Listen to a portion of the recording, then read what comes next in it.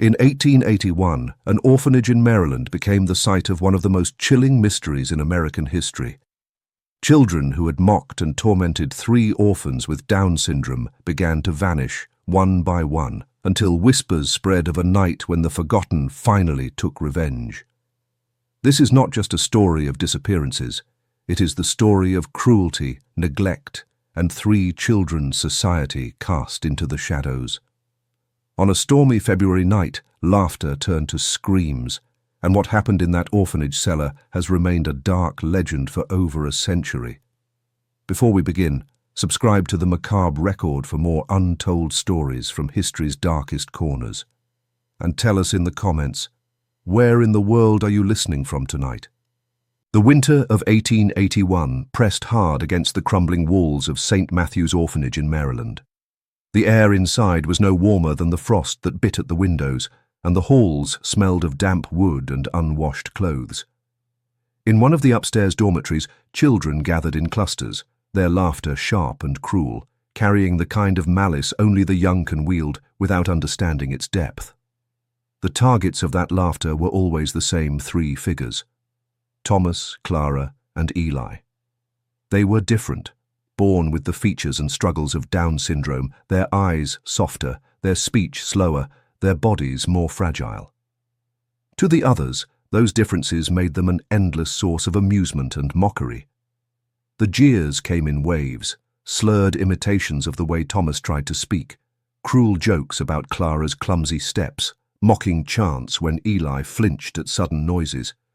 The sound of laughter echoed across the wooden dormitory rafters, and each time the 3 children shrank further into themselves, sitting close together on the edge of their narrow beds. On that particular night, the cruelty reached a fever pitch. A boy, older than the rest, Samuel, had stolen Clara's doll, one of the only possessions she had carried since she was abandoned at the orphanage. He held it aloft while the others jeered, twisting its head backward while Clara's hands trembled, reaching out for it but too frightened to fight back. Thomas stepped forward, his small fists clenched, his words stumbling as he tried to demand it back. The children laughed harder, their voices a chorus of cruelty. Eli tugged at Thomas's sleeve, whispering something only he could hear, his wide eyes darting toward the cellar door at the end of the hall, the place no one dared to enter. For a moment, as the lantern light flickered, the 3 of them stood together, hands brushing against one another's, their faces expressionless in the way only the broken can manage. And in that moment, the laughter faltered, just slightly, as some of the children caught the look in their eyes. It was not the look of fear they were used to. It was something quieter, colder, unreadable, the kind of look that carried no tears, no begging, no defense, the kind of look that lingers in memory long after it's seen. By morning, that laughter would no longer echo in the dormitories of St. Matthew's. Something else would take its place, something that children would whisper about for the rest of their lives. Each day in St. Matthew's followed the same cruel rhythm, a cycle of neglect and torment that pressed down hardest on the weakest among them. The mornings began with the ringing of a rusted bell and the bark of orders from weary caretakers who cared little for the children under their charge. Breakfast was little more than watery broth and stale bread, often served cold, and those who were slow to take their portion often went without. For Thomas, Clara, and Eli, mornings were the worst. They were shoved aside in line, their bowls knocked from their hands, their food stolen by children stronger and quicker. Complaints meant nothing. If they dared to cry out, the caretakers waved them away, sometimes with laughter, sometimes with a cuff to the ear for daring to disturb the order of things. Hunger became another part of their condition, as constant as the taunts. During lessons, the cruelty did not relent. Thomas struggled with letters, his tongue heavy, words emerging in broken fragments. His classmates mimicked him mercilessly, their voices twisting his efforts into grotesque parodies until the room filled with laughter. Clara's hands shook when she tried to write, her letters sprawling across the page, and the children around her made a game of pointing and giggling at her mistakes. Eli was quieter, often keeping his head down, but that made him an easier target, paper balls thrown at his back, cruel whispers hissing in his ears. The teachers pretended not to notice, focused on keeping order rather than protecting the few who needed it most. To survive at St. Matthew's was to grow a skin as thick as the orphanage walls, but Thomas, Clara, and Eli had only each other. When playtime came, the cruelty often escalated. Games of tag turned into ambushes, with the three cornered, shoved to the ground, their clothes smeared with mud. They rarely fought back. Instead, they clung together, hands interlocked, their small circle an island in the chaos of the courtyard. It was in those moments that something unsettling stirred in the eyes of the other children. Not pity, not regret, but discomfort. Because despite every shove, every insult, Thomas, Clara, and Eli did not break. They did not wail or run to the caretakers. They simply endured, side by side, whispering softly to each other in words no one else understood. And in that strange, unyielding silence, there was a sense that something deeper was waiting beneath the surface, something no laughter could reach. If there was one thing the others could not take from Thomas, Clara, and Eli, it was their bond. From the moment they arrived at St. Matthew's, abandoned at different times and by different families, they seemed to find one another instinctively, as though fate had drawn them together. They were inseparable in a way that unsettled the rest of the orphanage. When they sat in the dining hall, it was always side by side. When they walked in the courtyard, their hands brushed against each other, their shoulders pressed close. If one of them cried, the other two would lean in, whispering until the tears stopped. The bond was not loud or defiant. It was quiet, constant, unyielding. It was this quietness that disturbed the other children. In the orphanage, most victims cried out, fought back, or sought help. But not Thomas, Clara, or Eli. They bore every insult, every cruel trick, with a stillness that seemed unnatural to the young minds around them. When they were mocked, they did not shout. When they were struck, they did not retaliate. Instead, they would huddle together, whispering in low tones, their eyes fixed on the floor or on each other. At first, it seemed like the whispers of comfort, the fragile bond of the broken. But over time, the whispers began to sound different. Children lying awake at night claimed they could hear the three murmuring in their beds long after lights out. Not just words, but patterns, sounds that rose and fell like chanting, though none could make out the language. Some swore they saw them tracing shapes into the dirt behind the orphanage, crude symbols that had no meaning to anyone else. Eli, in particular, had a habit of scratching patterns into the wooden walls near their cots. The caretakers dismissed it as childish scribbles, but the other children began to avoid the area, unnerved by the markings. As the weeks wore on, the whispers grew louder. Once, during morning prayers, Clara mouthed words that didn't match the hymns, her eyes closed, her voice low, as Thomas and Eli swayed slightly beside her. The children nearest to them later claimed the temperature around their bench seemed colder, though they dared not say it too loudly. Most laughed it off as superstition, the wild imaginations of frightened children. But the whispers spread all the same, seeping into the dormitories, the classrooms, the courtyard. Something about the three was changing, or perhaps had always been there, waiting to be seen. And though no one admitted it, more than one child found themselves lying awake at night, staring at the dark corner of the dormitory, wondering what those whispers truly meant. Rumours at St. Matthew's travelled faster than the winter winds that rattled its broken shutters. By the early months of 1881, nearly every child in the orphanage had a story to tell about Thomas, Clara, and Eli.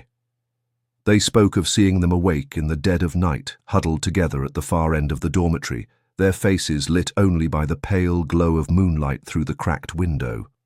Some claimed to hear Clara humming a tune no one recognized, the kind that lingered unpleasantly in the ears long after it stopped.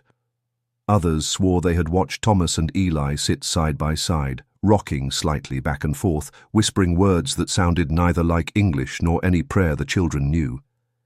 It might have been nothing, just frightened imaginations feeding off one another.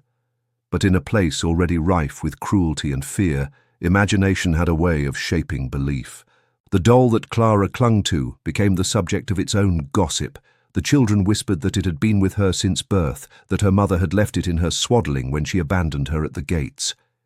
When Samuel twisted its head backward in front of the others, Clara's shriek had echoed through the orphanage, and though the laughter drowned it out, some swore her cries carried something else in them, something sharp enough to make the air seem to vibrate. After that night, the doll appeared in strange places. Once, a boy found it sitting upright on his cot, though Clara had been locked in the dormitory at the time. Another girl said she woke to see it placed on her chest, staring at her with its glass eyes, its head crooked unnaturally to the side. She screamed so loudly that a caretaker rushed in, only to scold her for foolishness. The cellar, too, began to weave itself into the rumours. The heavy wooden door at the far end of the hall had always been locked, its stone steps descending into darkness the children were told to avoid. But whispers spread that Thomas, Clara and Eli had been seen near it after curfew, their hands brushing the doorframe, their lips moving in silent words. One boy swore he saw a thin line of light leaking from the cracks around the door, though when the caretaker opened it the next morning, the cellar was dark as always. Still, the stories piled higher with each passing week until children avoided walking alone in the halls after nightfall. And as the rumours deepened, so too did the unease. For it was easier to mock the three when the sun was shining. But in the silence of the dormitories, with the wind howling through the cracks, it became harder to laugh, and harder still to shake the feeling that something in the orphanage was watching them back. Maryland in 1881 was a land caught between two centuries, where progress marched in the cities but shadows lingered in the countryside. For the poor and unwanted, life was crueler than ever. Industrial work filled the cities with smoke and soot, while in the rural towns, poverty dug its claws into families who had little to eat and even less to hope for. It was a time when children were often seen as burdens, mouths too hungry to feed. Those without parents, or those abandoned by them, were left to the mercy of institutions that promised salvation but delivered little more than survival. Orphanages became the last refuge for hundreds of children, but in truth they were little more than warehouses for the unwanted. The orphanage system itself was deeply flawed. Run by charities, churches, or the state, these institutions were chronically underfunded and overcrowded. Disease swept through their walls unchecked. Food was meagre, punishments were harsh, and education was an afterthought. Few who entered the system emerged unscarred. For children born with disabilities, the reality was even bleaker. In an era that saw them not as individuals but as burdens, they were rarely adopted, often hidden away or cast aside entirely. Their lives were marked by neglect, ridicule, and the crushing weight of invisibility. St. Matthew's Orphanage, standing on the outskirts of a quiet Maryland town, fit neatly into this grim reality. Its walls were old and crumbling, the plaster peeling from damp stone. Rats scurried through its kitchens, and the thin mattresses offered little warmth against the winter cold. Outside, the grounds were unkempt, a tangle of weeds and half-dead trees that gave the place a funereal air. Inside, discipline was valued more than compassion, silence more than comfort. The caretakers were not cruel tyrants by design, but weary, hardened men and women who had long stopped caring. Their job was to keep the children in line, to ensure order, to prevent escapes, not to nurture. In this world, children learned quickly that survival depended on strength, cunning, or cruelty. The weakest became targets, scapegoats for the frustrations of the strong. For Thomas, Clara, and Eli, who had been born into a world that already sought to erase them. Saint. Matthew's was not a refuge. It was a sentence. Every laugh at their expense, every shove, every stolen meal was not just a child's cruelty, but a reflection of the wider world, a world that had no place for them. And yet, in the very place that tried hardest to break them, the seeds of something else were quietly taking root, something that would soon terrify everyone who lived within those crumbling walls. Life inside Saint. Matthew's was a theatre of cruelty, where the roles never changed. The strongest children were the aggressors, the weakest were their prey, and the caretakers looked on with weary indifference. Thomas, Clara, and Eli lived at the very bottom of this hierarchy, their differences painted as flaws, their silence mistaken for weakness. When the others played in the courtyard, they were pushed aside, their games ending with bruises and laughter that echoed long after the pain had faded. Clara's doll, her only comfort, was stolen so often it seemed to pass from hand to hand like a toy meant for everyone's amusement but her own. She would sit quietly in the dirt, watching from a distance as others held it aloft, mocking her trembling hands when she begged for it back. Meals were no kinder. At the long wooden tables, Thomas would try to guard his bowl, but hands darted in from every side, scooping broth, stealing bread. Eli often went without, his smaller frame and hesitant voice no match for the greedy chaos of the dining hall. Their complaints were useless. The caretakers either ignored them or scolded them for disrupting the meal. On the rare occasions when Clara did manage to keep her bread, she would split it between the three of them, her shaking hands tearing the crust into uneven pieces. To watch them eat was to see hunger and desperation bound together by loyalty, their bond stronger than their need to fill their stomachs. In the classrooms, the torment took on sharper edges. When Thomas tried to read, his words stumbled, his voice breaking, and laughter erupted like clockwork. Clara's letters sprawled across the page, crooked and messy, drawing snickers from every corner. Eli, who rarely spoke above a whisper, became the favorite target for paper missiles and cruel jabs. The teachers, overwhelmed and unwilling to intervene, let it continue. They had long stopped trying to defend those who could not defend themselves. What unsettled the other children most was not their vulnerability, but their endurance. No matter the jeers, no matter the stolen food or broken possessions, the three did not lash out. They bore it all with a silence that seemed almost unnatural. And when the day ended, when the lamps dimmed and the cold pressed in through the walls, they huddled together, whispering in voices too low to catch. The other children would listen from their beds, the flicker of lantern light casting shadows across the walls, and wonder what words were being exchanged in the darkness. None dared ask, none dared interrupt. For though the whispers were soft, there was something in them that unsettled even the cruelest hearts. The cruelty of St. Matthew's was not born solely in the hearts of its children, it thrived because the adults allowed it to. The caretakers were men and women ground down by years of underfunding, endless labor, and the sheer hopelessness of their charges. They were not nurturers, they were wardens. Their duty was to maintain order, to keep the orphans fed just enough to survive, clothed just enough to be presentable, and disciplined enough to avoid scandal. Anything beyond that, kindness, protection, compassion, was seen as a luxury they could not afford. And so, when Thomas, Clara, and Eli were mocked, shoved, or denied their meals, the staff looked away. When they were struck, they were told to toughen up.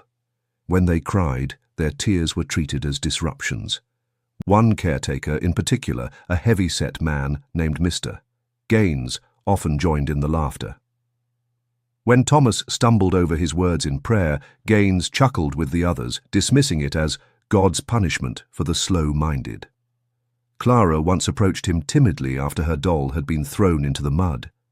Instead of helping, he told her she should learn not to cling to broken things. Eli, who flinched at every loud voice, found himself mocked for his fear, the caretakers calling him the mouse and warning him he'd be eaten alive by the world if he didn't learn to stand tall. Each act of cruelty was small in isolation, but together they became a daily reminder that no one, not even the adults meant to protect them, would stand on their side. At night, when the dormitories echoed with laughter and the jeers carried across the halls, the staff did nothing. They shut the doors and turned down the lamps, pretending the silence meant peace. But silence in St. Matthew's never meant peace. It meant suffering carried out behind closed doors. The children knew this. Thomas, Clara, and Eli knew it best of all. In their neglect, the caretakers created something they did not intend, a bond between the three that no cruelty could break. For every shove ignored, for every insult unanswered, they grew closer, more unified. Their whispers deepened, their silent glances lengthened. They became an island in the storm of neglect. To the staff, they were simply 3 weak children who would never make it in the world.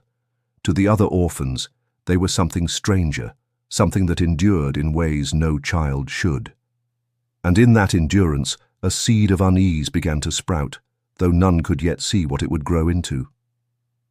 For the children of St. Matthew's, mockery had always been a kind of entertainment. The weak existed to be laughed at, and the 3 with Down syndrome had long filled that role. Yet as the weeks stretched into months, something began to shift.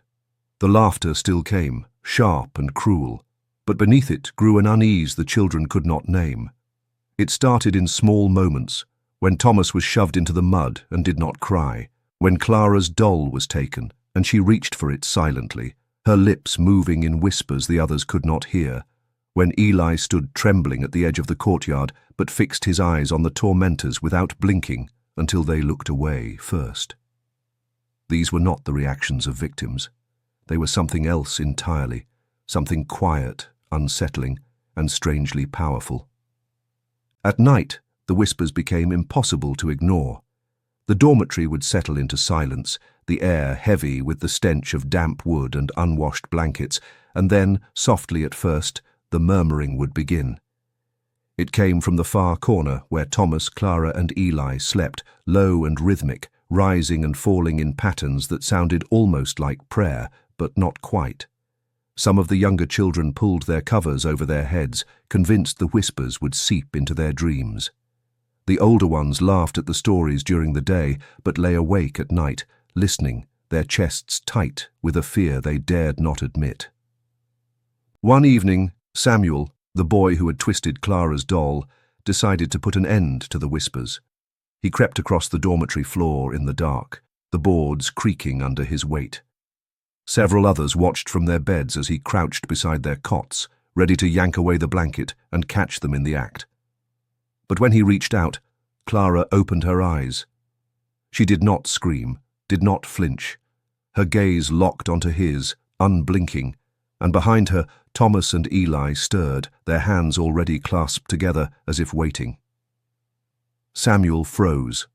For reasons he could not explain, his stomach turned cold, his skin prickled, and he stumbled backward, muttering something about a draft. The next morning, he claimed he had seen nothing.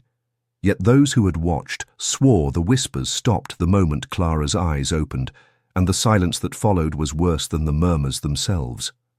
By then, the laughter in daylight had begun to lose its power.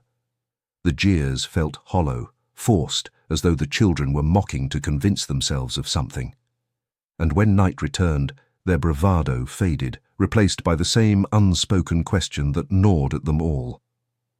What exactly were Thomas, Clara, and Eli saying to one another in the dark? Rumours have a way of growing teeth in the dark, and at St. Matthew's those teeth sank deep. By the early weeks of February, the whispers about Thomas, Clara, and Eli had spread to every corner of the orphanage. The children spoke of them in hushed voices, avoiding their names when possible, referring to them only as the 3. The stories changed with every retelling, but the core remained the same. Something about them was not right. Some said they had been seen wandering the halls after midnight, moving silently past the locked doors as if they did not need keys. Others claimed they had watched the 3 stand in the courtyard in the bitter cold, holding hands and staring at the chapel until the first light of dawn. A boy swore he had seen Clara leave her doll sitting upright in the middle of the dining hall, only to find it gone when he blinked. He refused to enter the room alone after that. The cellar became the centre of the fear. The heavy oak door at the end of the corridor was always locked, the iron latch rusted but firm, yet children swore they had heard noises from beneath it. Scratches, like nails dragging across stone. Whispers, faint and quick, that vanished when the caretakers came near. Once, when the wind howled outside, a group of girls claimed they saw candlelight flickering through the cracks at the doorframe. They huddled together in their dormitory that night, too frightened to sleep. The next morning, when they told the caretakers, they were scolded for spreading nonsense. But the rumor spread faster than scolding could kill it. Soon, no one dared pass the cellar door alone. Even the cruelest of the children began to hesitate before taunting the three. The laughter was quieter now, often cut short when Thomas's blank gaze fixed on someone too long, or when Clara clutched her doll and whispered softly into its broken head. Eli, though the smallest, had grown the most unnerving. He rarely spoke at all anymore, but sometimes at night he would sit up in bed, eyes open, rocking slowly as if listening to something only he could hear. Those who slept near him began moving their cots farther away. The orphanage was changing. Where once there had been ridicule, there was now unease. Where once laughter filled the halls, there were now long silences, broken only by the scratching of rats in the walls. And beneath it all, a feeling crept into the marrow of every child who lived there, a feeling that something terrible was about to happen. It happened on a night colder than the rest, when the wind rattled the shutters and the moon hung like a pale coin over the orphanage roof. The dormitory had fallen into uneasy silence, broken only by the coughs of children trying to sleep through the chill. Samuel, the loudest and cruelest of them all, had spent the evening boasting about how he would put an end to the nonsense once and for all. He had taunted Clara again, snatching her doll and holding it above the fireplace, threatening to drop it into the flames. Only when a caretaker entered the room did he toss it back into the corner with a sneer, but the message was clear.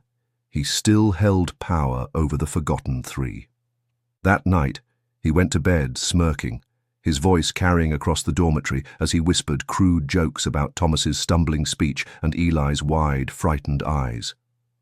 But when the morning bell rang, Samuel's bed was empty. The thin blanket was still tucked neatly at the edges, as though untouched. His boots rested side by side on the floorboards, the leather stiff from yesterday's mud. His few belongings remained in the small trunk beneath his cot. Only the boy himself was gone. At first, the caretakers scolded the children for pranking, insisting Samuel was hiding somewhere. The building was searched from top to bottom, the kitchen, the chapel, even the outhouses at the edge of the grounds, but there was no trace of him. The windows in the dormitory were locked from the inside, the doors bolted, the snow outside unbroken. He had vanished as though the night had swallowed him whole. The staff were quick to declare him a runaway. Children went missing all the time, they insisted, slipping away in search of work or freedom. Yet even the youngest among them could see the lie.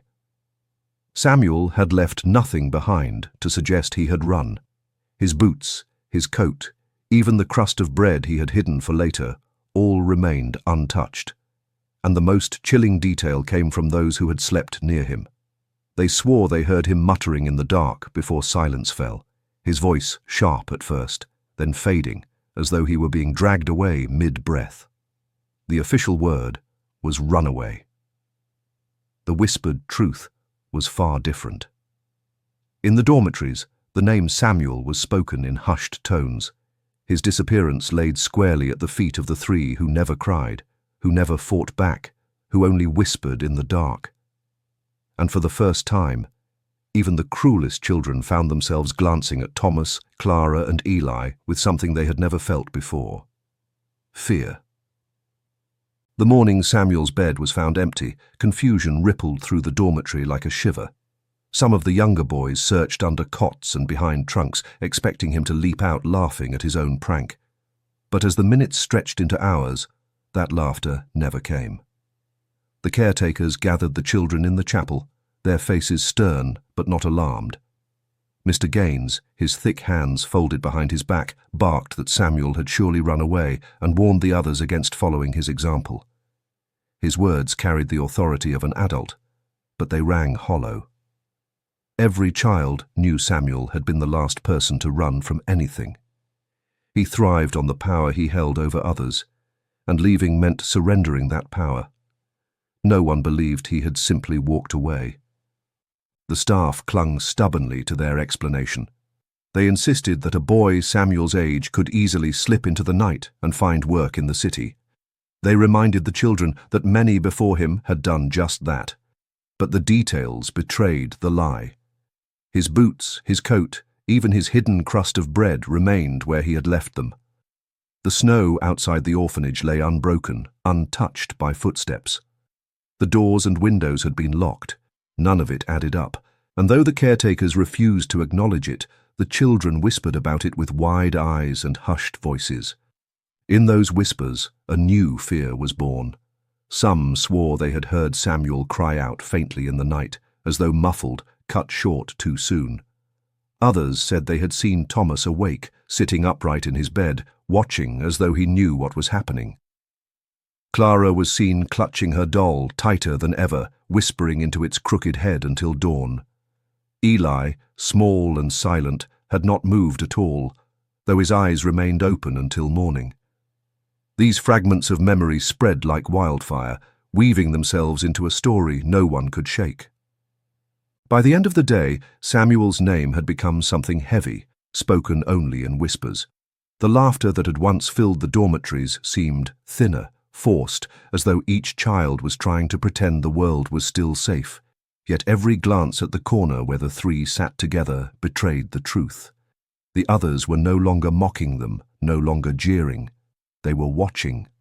And in their eyes lingered the first flicker of dread that Samuel's fate was not an accident, not a runaway, but something darker, and that whatever had claimed him might not be finished.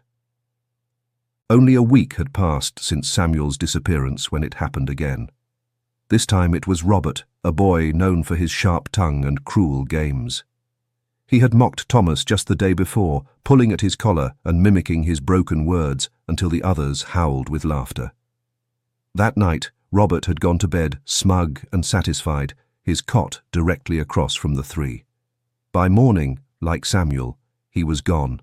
His blanket lay rumpled as though he had only just risen. His boots, worn but sturdy, still rested neatly at the foot of his bed. His meagre possessions remained untouched. Yet Robert himself had vanished as if he had been erased from the orphanage entirely.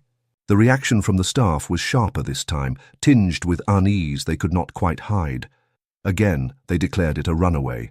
Again, they lectured the children about the dangers of following such a path. But their voices were tighter now, their eyes less certain. They locked the doors earlier, checked the windows twice, stationed themselves in the halls during the night. Their actions betrayed the fear they would not speak aloud. And still, none of it explained how a boy could vanish without sound, without footprints, without the faintest trace. For the children, the whispers became more urgent. Some swore they heard Robert muttering in his sleep before silence fell, as if he had been answering a voice only he could hear. Others claimed to see a faint glow seeping from the cracks of the cellar door that very night, flickering like candlelight, though no one dared approach. One girl admitted in tears that she woke to find Clara's doll sitting upright on Robert's empty cot at dawn, its head twisted at a grotesque angle. The caretakers dismissed her sobs, but the image stuck in the minds of those who heard her. By now, the three could not walk through the halls without eyes following them. Some children spat insults to cover their unease, but the jeers lacked conviction. More often, the others simply fell silent when Thomas, Clara, and Eli passed, their whispers dying in their throats. Fear had begun to take the place of laughter. Where once the three had been victims, they were now something else entirely, figures set apart, untouchable, carrying with them the silence of the missing. And in that silence, every child at St. Matthew's understood an unspoken truth. If it could happen to Samuel and Robert, it could happen to any of them next. The tension at St. Matthew's had grown so thick it seemed to press against the very walls, but nothing could have prepared the children for the third vanishing. Her name was Margaret, a sharp-eyed girl who had often joined in the cruelty, though never with the ferocity of Samuel or Robert. She was clever, though, and cleverness made her mockery cut deeper. Just days before, she had cornered Clara in the courtyard, snatching the doll once again and dangling it from the lowest branch of a tree, laughing as Clara's trembling hands reached upward. Thomas and Eli had stood behind her, silent, their eyes fixed on Margaret with an intensity that unsettled even her. She dropped the doll back into Clara's arms and walked away, muttering that they gave her chills. 2 nights later, her bed was empty. Margaret's disappearance shook the orphanage more than the others. Samuel had been brash, Robert cruel, but Margaret had been quick-witted and cautious. If anyone could have avoided danger, it was her. Yet she had vanished just as completely as the others. Her shoes remained by her bed, her nightdress folded neatly at the foot of her cot, as though she had prepared herself for sleep and then dissolved into the darkness. This time, the whispers were deafening. No one laughed, no one dared speak above a whisper. The fear was no longer hidden in the shadows, it stalked openly through the halls. The staff, unable to control the panic, tightened their grip. Locks were checked twice over, children counted and recounted at every hour. Mr. Gaines stormed through the dormitories at night with a lantern, his face pale with the strain of pretending nothing was wrong. Yet for all their bluster, the adults had no answers. The snow outside remained untouched, the doors locked, the windows sealed. 3 children had disappeared from under their care, and still they clung to the same tired refrain. Runaways. But the word now sounded desperate, even to their own ears. In the dormitories, the whispers turned into accusations. Some of the children hissed that Thomas, Clara, and Eli were behind it, that their whispers in the dark were not prayers but spells, that their silence hid something unspeakable. Others avoided even looking at them, too afraid to risk their attention. The 3 remained as they always had, together, unbroken, whispering in low voices no one else could understand. And in that sameness, in that eerie stillness, the fear grew unbearable. For if 3 could vanish without a trace, who was to say who might be next? By the time Margaret was gone, the eyes of the orphanage had nowhere else to turn. Whispers that had begun in the dormitories now spread into the halls, into the classrooms, even into the ears of the caretakers. Though no one had seen Thomas, Clara, or Eli do anything, the coincidences were too heavy to ignore. Each child who vanished had been among their tormentors. Each disappearance followed nights of mocking laughter aimed squarely at the 3. And through it all, Thomas, Clara, and Eli never changed. They remained together, silent in their suffering, whispering only to each other. The other children began to speak of them not as companions, but as something apart, something set aside from the rest. The staff could no longer hide behind their excuses. Mr. Gaines, once quick to mock Eli's trembling or Clara's clumsy hands, now watched them with narrowed eyes, as though searching for proof of what the children whispered. One evening, after the 3rd disappearance, he pulled Thomas aside and demanded to know what he and the others were doing at night. Thomas said nothing, only stared at him with those soft, unfocused eyes. The silence seemed to stretch, filling the space between them, until Gaines shoved him away with a muttered curse. Another caretaker searched their few belongings, scattering Clara's doll, overturning Eli's trunk, but found nothing more than scraps of cloth and a few worn pencils. Still, suspicion hung heavy in the air, thick as the smell of mildew that clung to the walls. The children were less restrained. Some hissed "witch" as they passed, spitting at their feet. Others avoided them entirely, whispering in corners but falling silent whenever the 3 drew near. At night, beds shifted farther and farther away from their corner of the dormitory, leaving them isolated even in the crowded room. The whispers of their voices in the dark carried more weight now, every syllable stretching into the imagination of those who listened. More than one child swore that the whispers grew louder on stormy nights, rising above the wind that battered the orphanage walls. Thomas, Clara, and Eli did not seem to notice, or perhaps they did not care. They remained as they always had, close together, whispering into the silence, their eyes unreadable. And the longer they endured, the heavier the fear became, until even the most skeptical of the staff could no longer dismiss the possibility that something beyond cruelty was taking place within the crumbling walls of St. Matthew's. After Margaret's disappearance, strange occurrences began to ripple through St. Matthew's like cracks spreading across old plaster.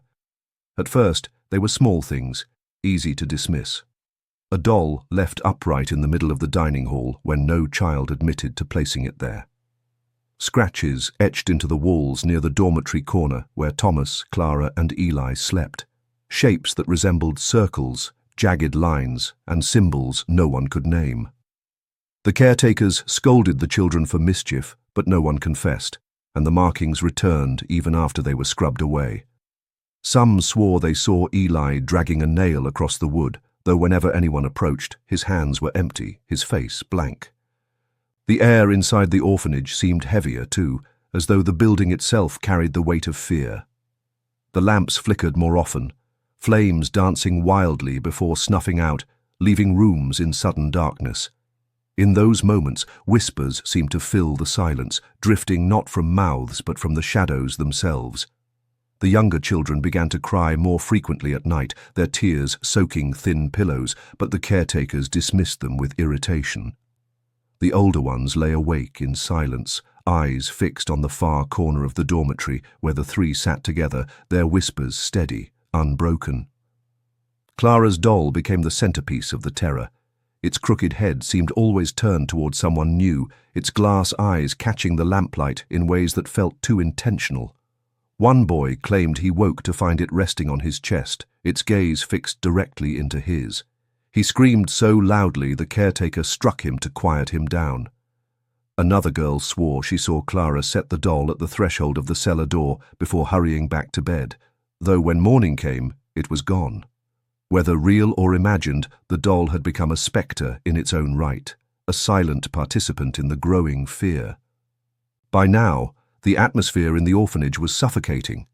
The laughter that had once filled the halls was gone, replaced by hushed tones, sidelong glances, and the occasional sob that echoed down the corridors. The children no longer asked if the disappearances would happen again. They asked who would be next. And with every unanswered question, every whisper in the dark, every strange mark on the wall, the same conclusion settled deeper into their bones. The forgotten three were no longer simply victims. They had become something to be feared. The cellar had always been a place of unease, a stone-walled underbelly beneath the orphanage where the air was damp and the light never reached. It was where broken furniture gathered dust, where spoiled food was dumped, where rats scurried in the dark.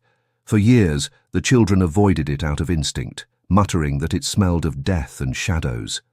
But after the vanishings, the cellar became more than a place of disgust. It became the center of their fear. Every whisper, every rumor seemed to point back to the locked door at the end of the corridor.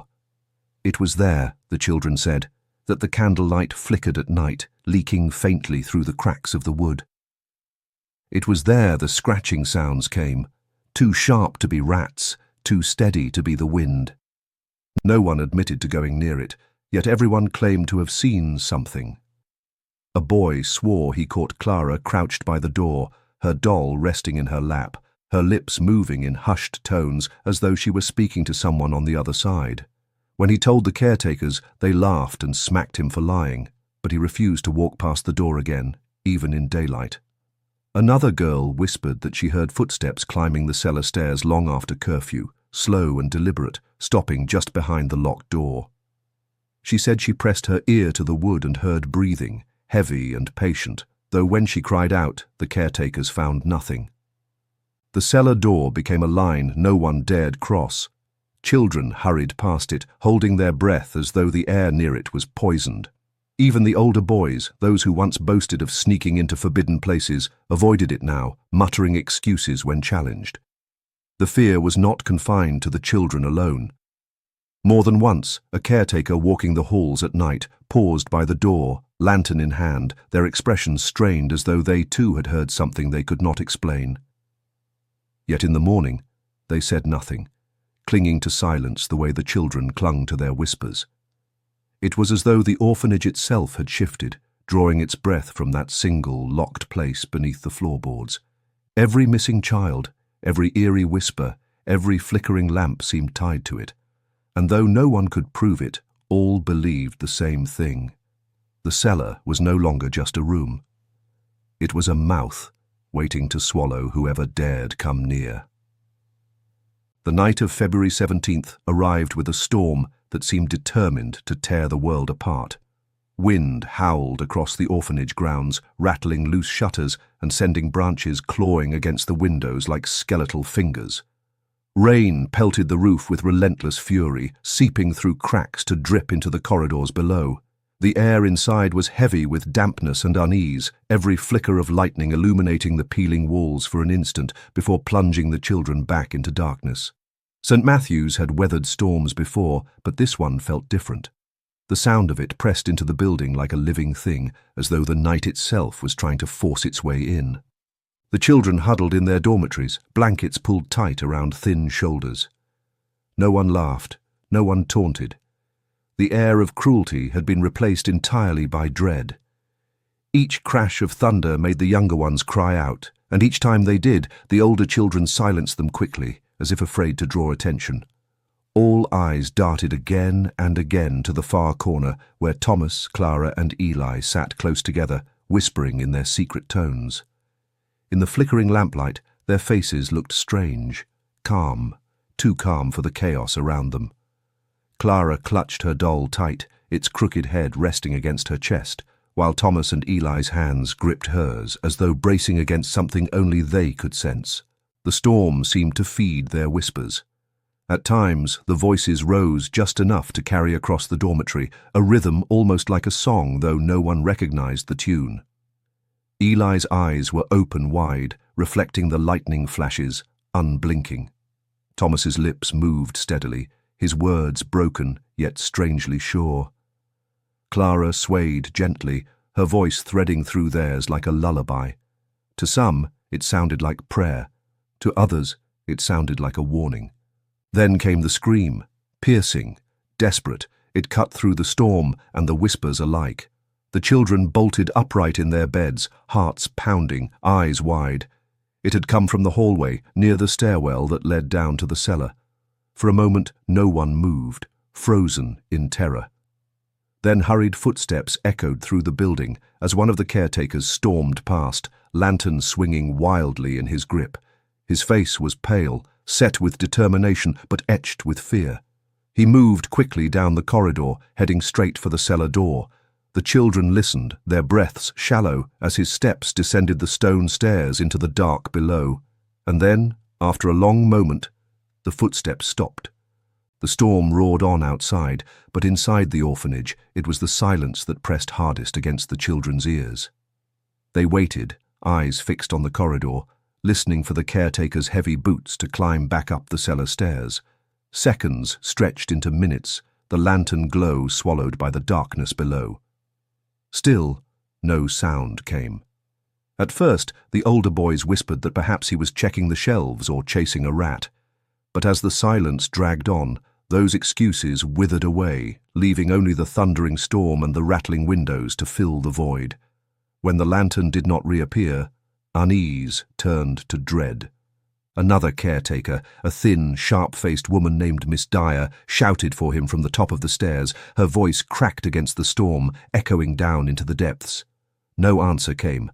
She called again, her words trembling this time, and still there was nothing. The cellar had swallowed him whole, just as it had the children. Miss Dyer stood frozen for a moment, gripping her lantern as though it could shield her, then slammed the cellar door shut and bolted it with shaking hands. Her pale face told the children what her lips refused to. Something down there was wrong. Terribly wrong. Panic spread quickly. The children clung to one another, sobbing and begging the caretakers to explain. But the adults had no explanations left. Their reassurances faltered, their voices weak, betraying the fear they tried to suppress. The storm outside battered the walls as though demanding entry, while inside the orphanage the fear grew into something suffocating. Every creak of the floorboards, every rattle of the windows, every flicker of lightning became another reason to shrink beneath the covers. In the dormitory corner, Thomas, Clara, and Eli sat close together, their hands clasped tightly. They did not cry, did not beg for answers, did not look afraid. They only whispered. The sound was faint, nearly drowned out by the storm, yet it seemed to carry further than it should, threading into the ears of those who listened. More than one child buried their face into their pillow, desperate to block it out. Others stared at them with wide eyes, hearts hammering, waiting for them to stop. But they didn't. By midnight, the storm still raged, and the caretaker who had descended into the cellar had not returned. No one dared to open the door again. The orphanage was left trembling, as though suspended between the fury of the storm outside and the mystery of the darkness below. Somewhere in that space, fear thickened into something unbearable, and the children understood with chilling certainty. The cellar had claimed another. In the years that followed, when the children of St. Matthew's had long since scattered into the world, some would speak in hushed voices of what they saw that night, though most never spoke of it at all. The accounts that survived were fragmented, jagged pieces of memory that painted a picture more disturbing than any official report. One boy swore he saw shadows moving along the corridor walls even after the lantern had vanished below. Not shadows cast by the storm's lightning, he insisted, but shapes that stretched too far, bent too strangely, twisting in ways that did not belong to human figures. Another girl remembered a low sound, like a chorus of voices rising up from the floorboards, blending with the howl of the wind until she could no longer tell where the storm ended and the whispers began. The most unnerving testimony came from a girl who had slept in the bed closest to Thomas, Clara, and Eli. She recalled waking in the middle of the night to find them sitting upright, their eyes fixed on the cellar door. Their lips moved in unison, the sound of their voices threading together like strands of rope. She said their whispers rose with the thunder, falling silent only when the lightning flashed. At one point, Clara turned her head toward her, doll clutched against her chest, and the girl swore that in the flickering light, the doll's glass eyes gleamed brighter than any reflection should. She buried herself under her blanket, but the whispers followed her, seeping through the fabric, pressing into her ears until she thought she might go mad. Others claimed to have seen the cellar door itself shudder, rattling against its hinges, though no hand touched it. One boy said he saw a faint glow seeping from the cracks, orange and pulsing like fire, though when he blinked, it was gone. Another swore he heard the missing caretaker call out faintly from below, his voice stretched thin and distorted, begging for help that never came. By morning, those voices were gone, swallowed by silence. These memories lingered like ghosts in the minds of those who carried them. Some dismissed them as the imaginings of frightened children trapped in a storm. Others clung to them as truth, scars etched too deeply to be lies. What none could deny was the fear that held them all that night, a fear so consuming that even decades later it returned in dreams, dragging them back to that dormitory where 3 children whispered while the storm raged and something unspeakable stirred below. When morning came, the storm had passed, but its fury seemed to linger in the walls of St. Matthew's. The children crept from their beds with hollow eyes, their voices hushed, as though speaking too loudly might wake something best left undisturbed. The caretakers, pale from a sleepless night, moved stiffly through the corridors, their every glance darting toward the cellar door. For hours, no one dared to touch it, but the disappearance of their colleague left them no choice. With a trembling hand, Miss Dyer unbolted the latch and forced the heavy oak door open, its hinges groaning like something in pain. The children crowded at the top of the stairs, despite warnings to stay back, straining to see into the gloom below. The lantern light that pierced the cellar revealed more than dust and cobwebs. Along the damp stone walls were markings, crude, chalky scrawls that stretched in uneven lines, circles intersected with jagged symbols, drawings that looked childish yet carried an unsettling symmetry, as though they held meaning no one could understand. At the center of the floor, a ring of melted candles sat in hardened pools of wax, their stubs blackened and cold. The air smelled of burnt tallow and something sharper, metallic, like rust or old blood. And then there was the doll, Clara's doll. Its crooked head and cracked porcelain face stared upward from the center of the circle, its dress scorched, its limbs charred at the edges. The sight of it drew a collective gasp from the children.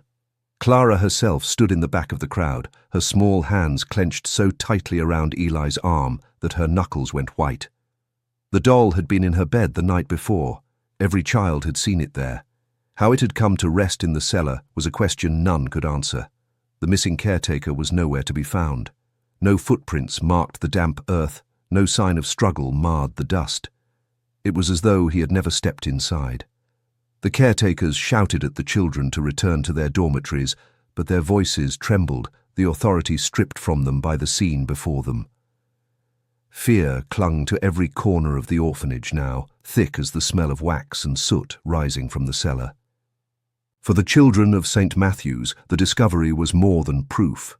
It was a revelation. Whatever had taken Samuel, Robert and Margaret was not outside their walls.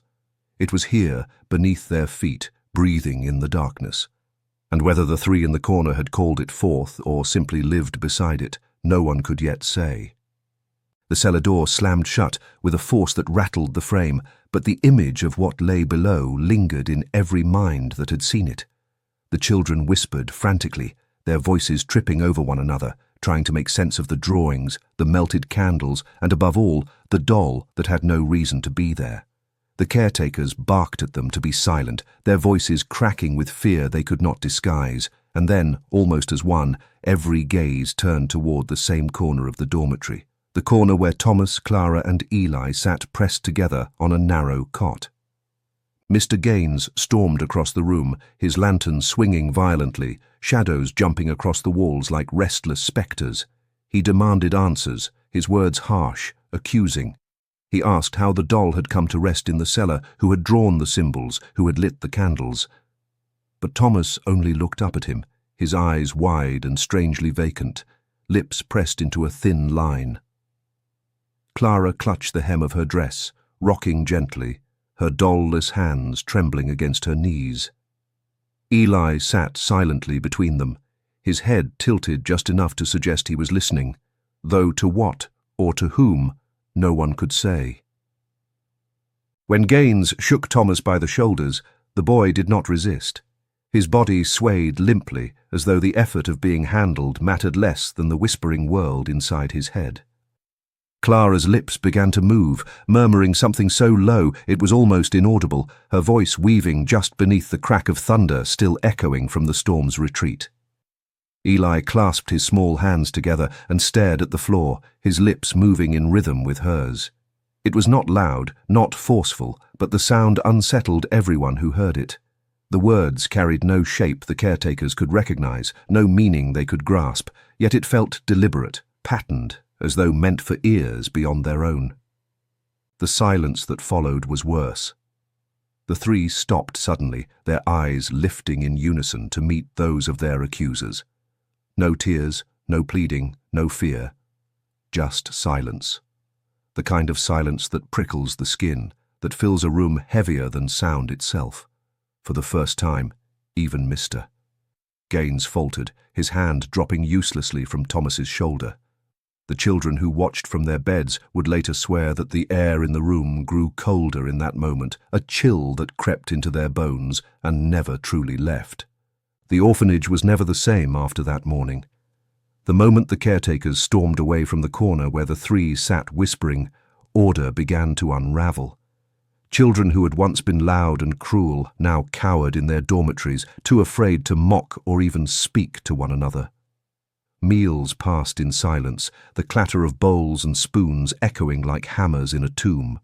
The staff shouted louder than ever, their orders frantic, but the cracks in their authority showed through with every quiver in their voices. They could not explain the disappearances. They could not explain the missing caretaker, and they could not explain how a doll had appeared in the cellar surrounded by melted wax and symbols no one claimed to understand. And without answers, fear took root in every corner. The children began to refuse the most basic routines. Few dared leave their dormitories at night, even when hunger gnawed at their stomachs. Trips to the outhouses were made in pairs, sometimes in groups of 3 or 4, hands clasped tightly together. The bravest of the older boys, those who once strutted through the halls with arrogance, now muttered prayers under their breath, their bravado dissolved in the face of what they could not name. Each time a storm rolled over the hills, the whispers spread faster, the fear pressing harder. More than one child swore that in the thunderclaps they could hear voices, not from the sky, but from the cellar itself, a chorus rising with the storm. The staff tried to contain the panic by tightening discipline, Locks were checked again and again, windows sealed, lanterns left burning long past curfew. But no matter how bright the lamps, the shadows seemed thicker, clinging to the walls and corners as though alive. When a caretaker entered the dormitory to scold the children for crying, he found them all huddled against the opposite wall, staring at the far cot where Thomas, Clara, and Eli sat hand in hand. He struck his cane against the floor, demanding silence, but the sound only made the children press tighter together. Later, one of the orphans whispered that Clara had been humming during the lecture, a tune so soft it barely touched the air, and yet it drowned out everything else. By then, the three were no longer seen as victims of cruelty. They were the center of it all, the quiet storm around which the fear gathered. Some believed they were cursed. Others believed they were protected by something stronger than the walls of St. Matthew's. All agreed on one thing. The orphanage would not last much longer if the disappearances continued. The question was not if, but when. The caretakers of St. Matthew's had long relied on routine and denial to keep the chaos at bay, and now they clung to those weapons more tightly than ever. In the chapel, Mr. Gaines gathered the children in neat rows and delivered the same refrain he had spoken after each disappearance. The missing had run away. His voice was louder now, strained, each word hammered into the air like a nail trying to hold together a collapsing structure. He spoke of how Samuel, Robert, and Margaret had surely fled into the towns to find work, to chase freedom, to escape the walls of St. Matthew's. He warned the children against following their example, painting vivid pictures of hunger and death awaiting those who strayed into the wilderness. But his words had lost their power. The children stared back at him with hollow eyes, their silence thicker than any defiance. Even the youngest could see that his stories no longer matched the truth. Miss Dyer tried another approach. She told the children that imagination was their enemy, that fear was twisting their minds. The scratches on the walls, she said, were childish vandalism. The flickering candlelight was nothing but drafts. The doll in the cellar, a prank, perhaps even planted there by one of them to stir trouble. She insisted there was nothing to fear but their own foolishness, yet her trembling hands betrayed her, and the way her eyes darted to the cellar door whenever the wind moaned through the corridors gave her away. For the children, the lies were worse than the truth. They watched the caretakers stumble through their explanations and understood something the adults refused to admit. They were afraid, too. That realization only deepened the terror, for if the grown-ups could not protect them, then no one could. Whispers spread through the dormitories at night that the staff were planning to leave, that they would abandon the children to whatever stalked them. The more the caretakers spoke of runaways and foolish fears, the more convinced the orphans became that the adults knew exactly what was happening, and were too terrified to say it aloud. In the corner, Thomas, Clara, and Eli remained unchanged. They sat together as always, whispering to one another, watching the storm of panic swirl around them. Their stillness was more unnerving than any scream. And as the days dragged on without answers, a new fear crept into the hearts of the children. Not just that others might disappear, but that they themselves would be forgotten, erased as easily as the three who had already gone. By late winter, St. Matthew's no longer felt like a home for children. It felt like a prison fraying at its edges. The halls that once echoed with noise now carried only whispers and muffled sobs.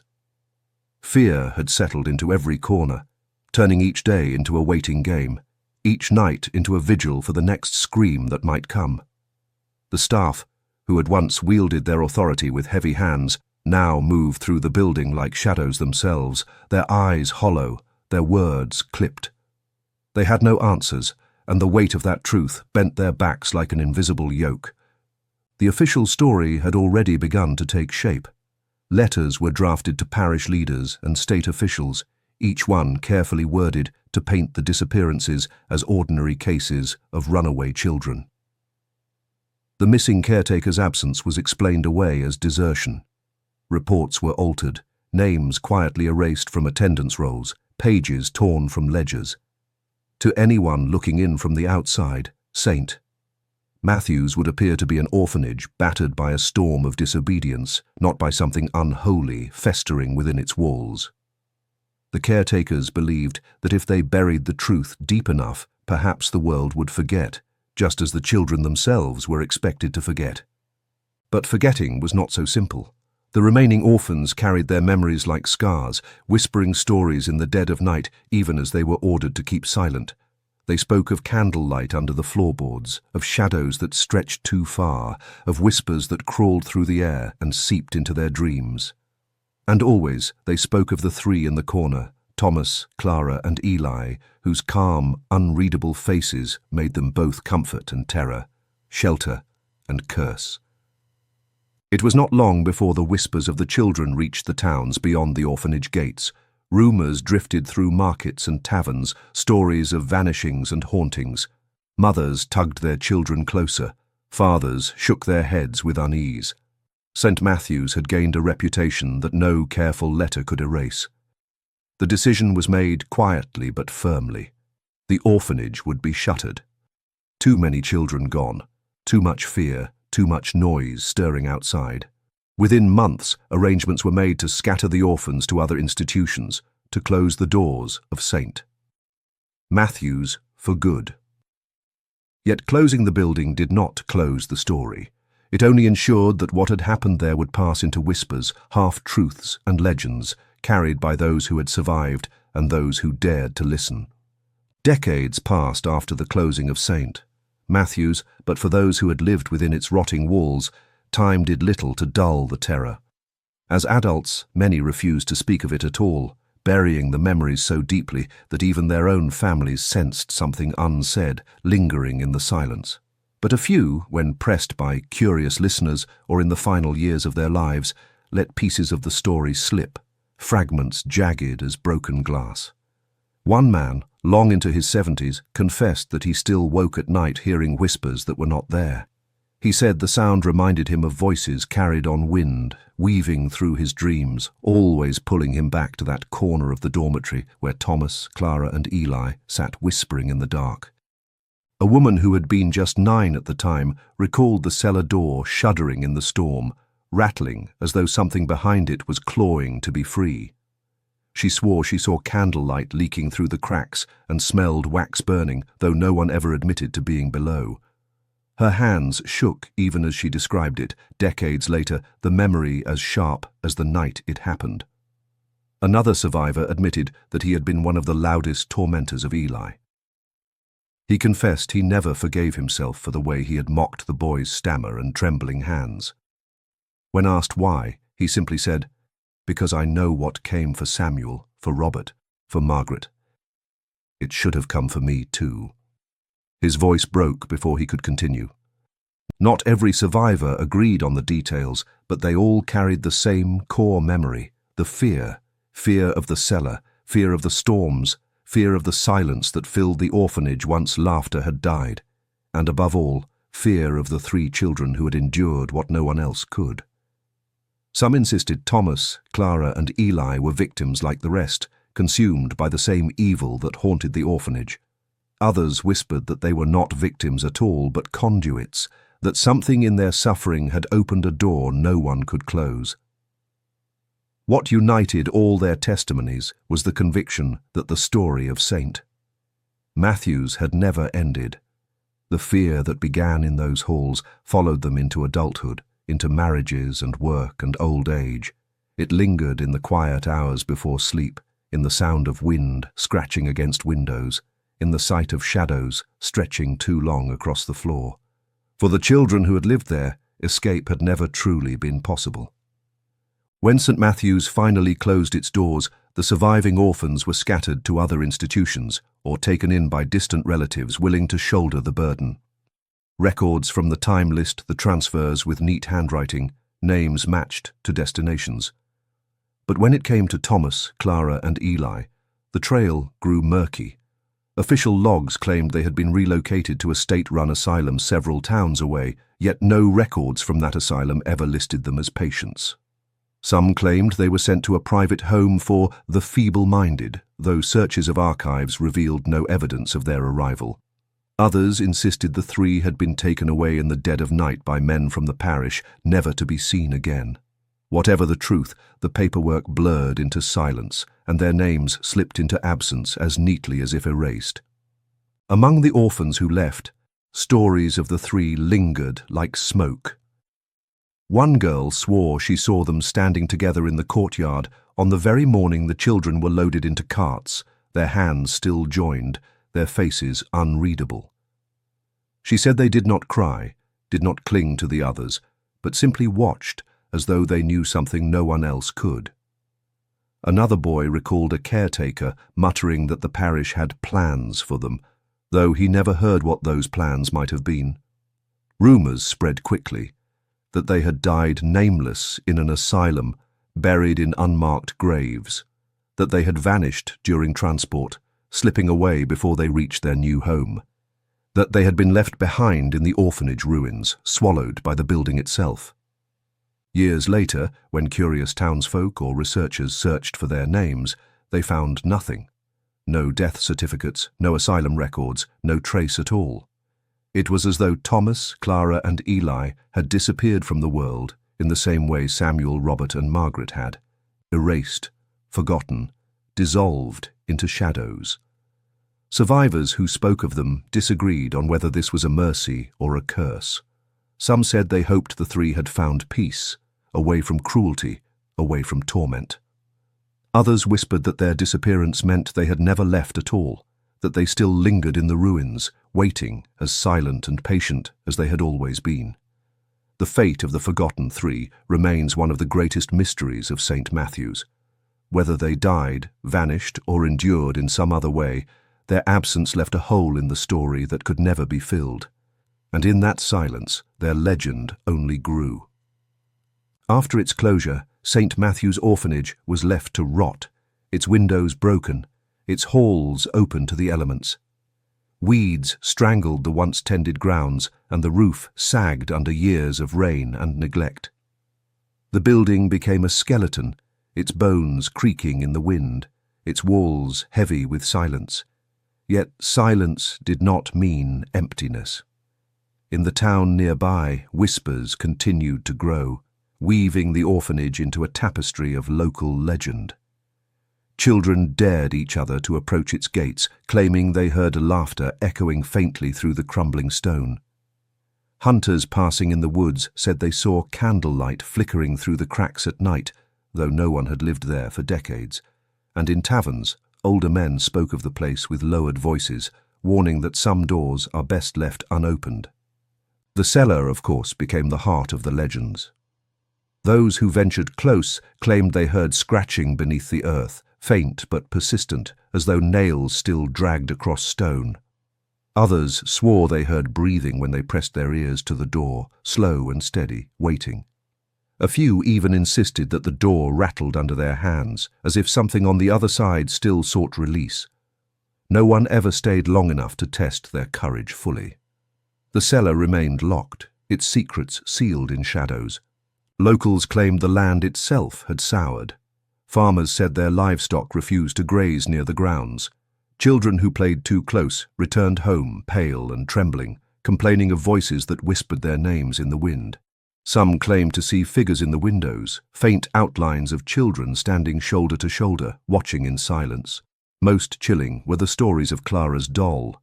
More than one passerby swore they saw it propped on the steps of the orphanage, its porcelain face cracked, its eyes reflecting the moonlight. Yet when they returned moments later, it was gone. In time, the town grew used to the ruin, its presence a constant reminder that some places are meant to decay. Yet no one forgot the stories. Parents warned their children to stay away, though the warnings often had the opposite effect, drawing the boldest youths to test their luck. And though some returned laughing at their own bravery, others returned shaken, unable to speak of what they had seen or heard inside.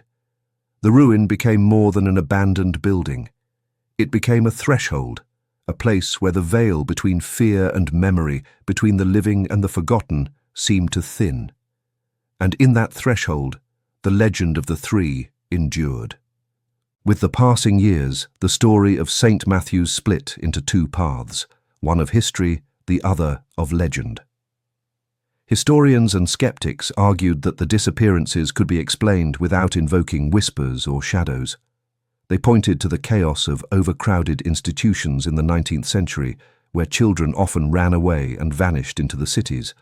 They suggested that the missing caretaker had abandoned his post, unwilling to face the crushing weight of his duties. The chalk marks in the cellar, they said, were little more than the idle scribbles of bored children. The melted candles, perhaps remnants of some secret game, exaggerated by fear into something more sinister. To them, the tale of the Forgotten Three was the natural product of superstition, hysteria, and the imagination of frightened orphans. But legend told a different story. Survivors, those who dared to speak, never wavered in their conviction that what they had seen was real. They spoke of the whispers in the dark, too patterned to be childish nonsense, too steady to be dismissed. They remembered the stillness of Thomas, Clara, and Eli, the way their eyes seemed to look through, not at, those who tormented them. They remembered the silence after Samuel, Robert, and Margaret were gone, the way the orphanage itself seemed to hold its breath, waiting. Rational explanations might soothe outsiders, but for those who lived it, the memories were sharper than any logic. Folklore grew from that conviction. Stories spread that the three had not perished, had not been transferred, but had remained in the ruins, bound to the place by cruelty and silence. Some said they protected the weak, punishing those who mocked or tormented. Others whispered they had become something darker, their suffering twisted into vengeance that echoed beyond death. Each retelling added new details: sightings of children's figures in the windows, the sound of chanting when storms rolled over the hills, the doll appearing on the steps when the moon was high. Between history and folklore lay the truth, buried as deep as the cellar floor. Was it fear that erased Samuel, Robert, and Margaret? Was it neglect and cover-up?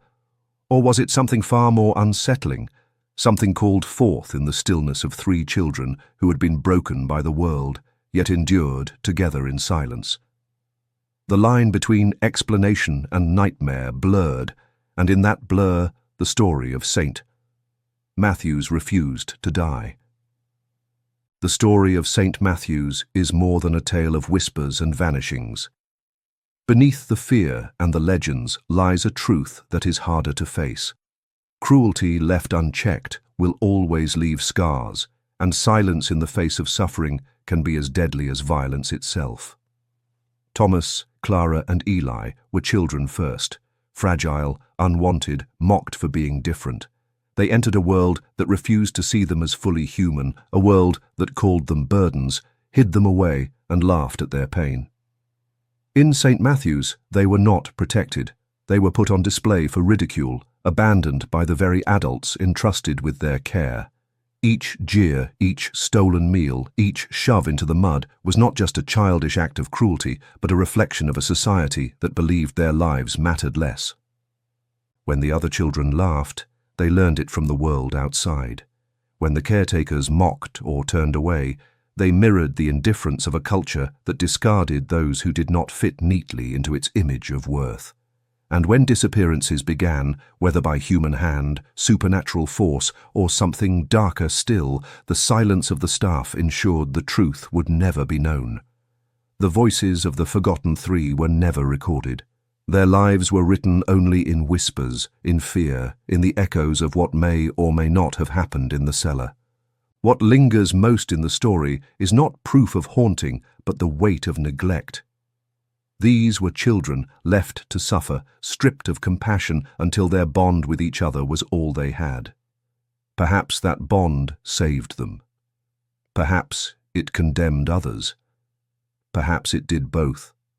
The line between victim and monster blurs when society refuses to protect the vulnerable, when cruelty festers in silence until it grows into something unrecognizable. Whether the legends are true or not, whether the Forgotten Three were victims, vessels, or something else entirely, the lesson remains chillingly clear. What we abandon does not disappear. It waits. The laughter that once filled the halls of St. Matthew's is long gone, but the silence that replaced it has endured for more than a century, heavy with unanswered questions. And in that silence lies the reminder that neglect is never harmless. It echoes, it festers, and sometimes it takes its own form of revenge. More than a century has passed since the doors of St. Matthew's were sealed, yet its story has never truly ended.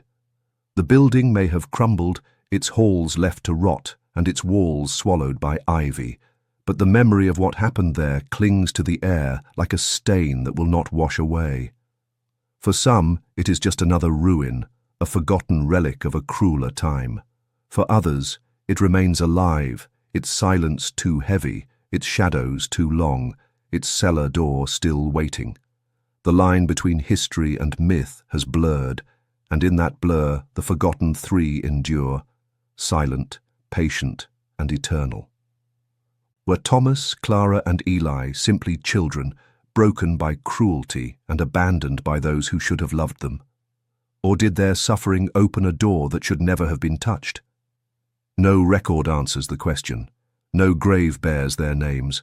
No document can say where they went or how their lives ended. They vanished from history as easily as Samuel, Robert, and Margaret vanished from their cots. And perhaps that is what makes their story so enduring. It resists explanation, living instead in the uneasy space between truth and terror. Even now, those who dare to walk near the ruins speak of strange things, of laughter echoing faintly from the broken windows, laughter that cuts off mid-breath, of candlelight glowing in the cellar when the moon is high, of a doll left on the steps, its cracked porcelain face tilted as though it is listening, and of whispers carried on the wind, low and rhythmic, rising with every storm. Most turn away quickly, unwilling to test whether the legends are true, but a few swear the whispers follow them long after they leave, trailing into their dreams. The story of St. Matthew's is a story of cruelty, of silence, of revenge, whether born of human hands or something beyond.